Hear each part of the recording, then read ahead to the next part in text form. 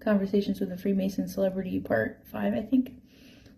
This one is about how in narcissistic relationships you experience triangulation, where the narcissistic person will pull in other people and give them a different version of the story, a twisted version of the story, one that twists your words and makes your emotional reactions to the things that they do that are shitty look like you've lost your mind, or like you're crazy, or like you're overreacting, or like you're wrong for the feelings that you're having. So in the same way that in narcissistic relationships triangulation happens, where things are lost in translation and the people that trust and love that person believe them because they're so used to having that person around and seeing one side of them, that same manipulation tactic happens within the Freemason organization as well, with far more insidious intentions, where a narcissist will do it to have control of your relationships. A narcissist that's a Freemason will do it in order to have control over your life. So they will try to manipulate other people against you, as far as others' perceptions of you, to get you to doubt yourself about who they are and what their intentions are. Because if there's anything I've learned about the Freemasons, it's that they are never upfront about what their actual intentions are. So they can say that they can pose innocence in the beginning of their relationship with you, and throughout the relationship give you multiple reasons, excuses, or stories as to why they do the things they do, without ever actually revealing what's inside of their heart and what they really feel and really think about things, because they don't want you to be able to see whatever their real motive and intention is. Often it is based both in survival and wanting to make their bosses happy, of whoever's above them, whoever's in charge of them.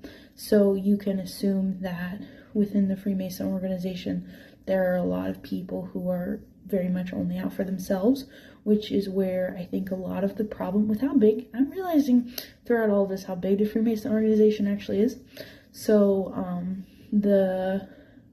it's helping me understand, like, oh, this is why in the United States we have such a big problem with people not actually giving a crap about each other and thinking with the mindset of, I have to step on you in order to get ahead, and I have to compare my achievements to your achievements, and why have you figured this thing out that took me forever to figure out, and like comparing their happiness to yours and comparing their talents to yours and envying you and all of those things. And because there's this mindset of, I have to cheat other people, I have to wear a mask in order to get where I got. How did you get it? Off of being genuine and just yourself and authentic, because you're not out here cheating people, you're out here being honest.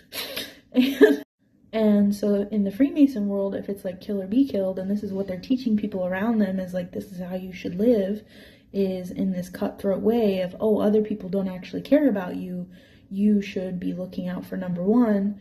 Of course, the United States is going to be focused more on individualism and not on taking care of each other. And the whole point is that that mindset is intended to create isolation and intended to make you feel alone in this world, so that you have to rely on covert contracts within your relationships in order to get your wants and needs met. And the truth is that you don't have to live that way, but not everybody knows that you don't have to live that. Like, a lot of people really believe that you have to live with the kill or be killed, look out for number one kind of mindset, or else things aren't going to work out for you. But my life has been like actual proof that you don't have to live that way. So whenever people meet me, they usually hate me for it, because they're like, I've been doing this one way my whole life. How are you succeeding? And how are you out here living a good life without cheating other people? And I hate to laugh about it, but that's been my reality over and over again. So that concludes this video, and I will be back with another one. Thank you for listening.